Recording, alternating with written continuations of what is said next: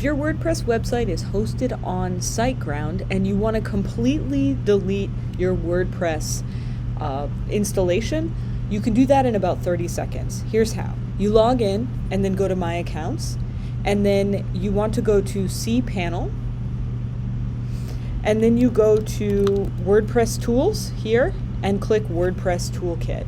There, all of your WordPress installations will be listed. You click Manage for the site that you want to destroy, and you'll get this list. Then you could click Destroy.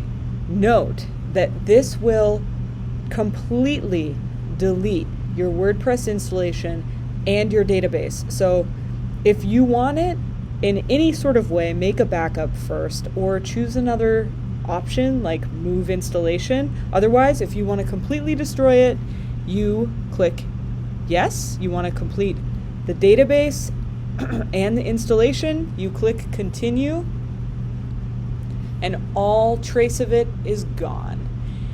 There is one thing you can do if you did this by accident and you freaked out, and it is to contact Siteground. I think that they keep past history for you.